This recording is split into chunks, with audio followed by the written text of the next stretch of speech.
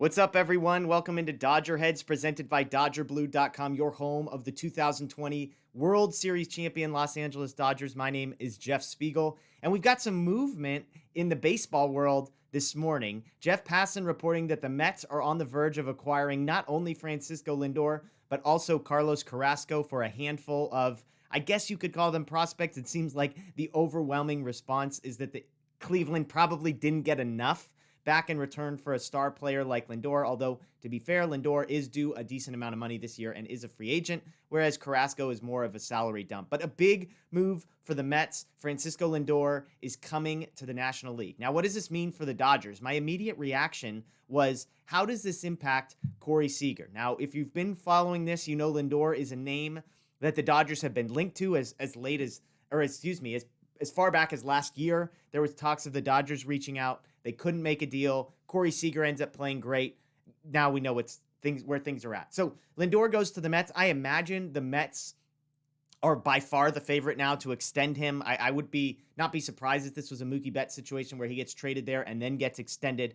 But what does this mean for Corey Seager? I actually think if you're in the Corey Seager should stay a Dodger for the rest of his life camp, then this is good news for you. I think one of the talking points with Seager has been, well, yes, he's a free agent at the end of this upcoming season, but there's so many other shortstop options out there. Well, Lindor was the one that the Dodgers had been linked to more than any of the rest. So for context, here are the guys who are shortstops who will be free agents at the end of this season.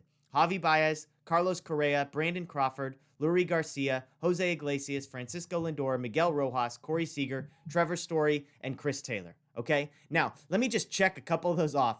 Jim Bowden of The Athletic wrote an article about the Dodgers and guys they might talk about acquiring. Carlos Correa was on that list, and I just about laughed and threw up. I will report this. There is a 0% chance the Dodgers are going to get Correa. If there's one thing we know about Freeman, we don't know anything about whether he wants to go above the salary cap, any of that. We do know one thing. He values clubhouse chemistry. Carlos Correa would absolutely destroy it. I would be shocked if Carlos Correa ever came to the Dodgers. Now, besides him, Trevor Story's an interesting name. Obviously, Lindor and Baez. Those are kind of the only guys who would be even in the near the same stratosphere as Corey Seager. I'm not sure Baez belongs in that conversation. I have some questions about Story, but those guys are in the realm. So one of those guys, and the guy the Dodgers like the most, besides Seager, is now out. So if I'm the Dodgers, my hope is that they're calling up Corey Seager. Things are intensifying a little bit, saying, hey, let's get this deal done. Let's get you signed. Let's get you locked in so we can move forward. That's just a guess, but I can't see how this doesn't help